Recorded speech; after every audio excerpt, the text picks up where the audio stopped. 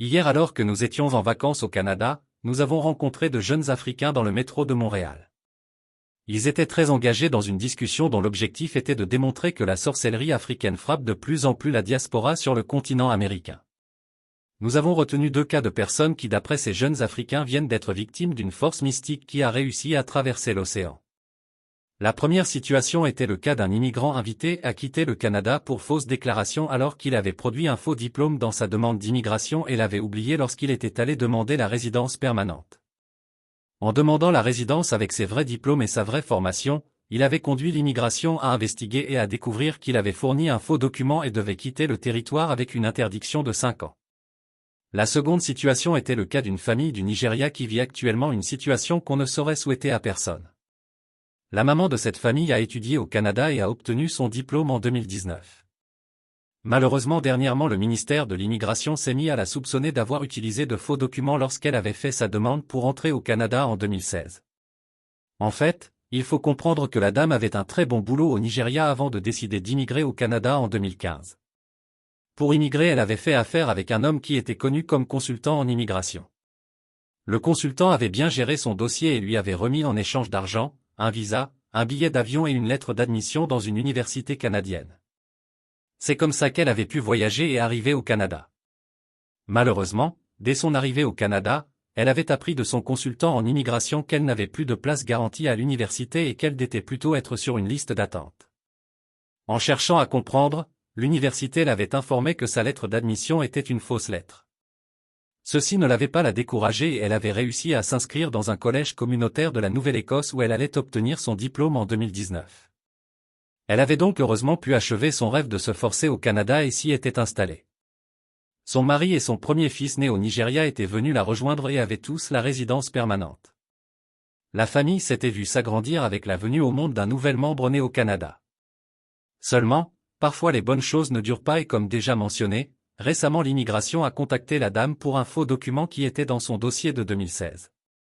N'ayant pas pu convaincre l'immigration qu'elle n'était pas au courant de la fausse lettre d'admission présentée avec son dossier de visa en 2016, la dame a perdu son permis d'études au Canada et on lui a refusé le permis de travail et sa demande de résidence permanente.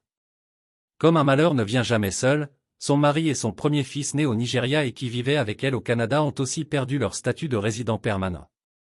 Il y a juste son deuxième enfant qu'elle a accouché au Canada qui est actuellement en règle. L'immigration a demandé à la dame de quitter le territoire avec son mari et son premier fils. Comment peuvent-ils retourner au Nigeria après avoir vendu leur maison pour financer les études et après s'être battus pour s'intégrer au Canada? Comment pourraient-ils y retourner et laisser leur dernier enfant au Canada? Dans tous les cas, les jeunes du métro étaient orientés sur les causes.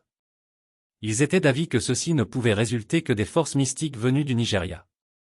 Certains pensaient que le mari de la dame avait peut-être une liaison avec une autre fille au Nigeria, qu'il avait abandonné cette fille pour rejoindre sa femme au Canada, et que celle-ci n'avait pas digéré et était allée chez le marabout pour tout gâter. D'autres en revanche soutenaient que la dame avait possiblement un problème de coutume non respecté dans son village ou qu'elle était partie sans dire au revoir à ses grands-parents et ceux-ci s'étaient fâchés et avaient décidé de mettre fin à son immigration. Il suggérait d'ailleurs qu'elle devrait essayer de vérifier le problème mystique dans son village et ensuite essayer de faire appel auprès de l'immigration. On peut dire que ces histoires devraient rappeler aux uns et aux autres qu'il ne faut pas faire le faux pour venir au Canada puisqu'il semble clair que même après plusieurs années, Immigration Canada peut sortir un lapin du chapeau. Toutefois les arguments des jeunes du métro semblaient quand même être assez cohérents et la piste d'événements mystiques ne pouvait pas être complètement écartée. Sinon comment penser qu'en 2024 l'immigration puisse retourner dans un dossier de demande de visa soumis en 2016 alors que les demandes de visa actuelles accusent de grands délais? Comment peut-on revérifier les dossiers d'immigrants alors que ceux-ci sont déjà tous installés, intégrés et vivent leur vie tranquille au Canada? Pourquoi est-ce qu'on annule directement la résidence pour tout le monde?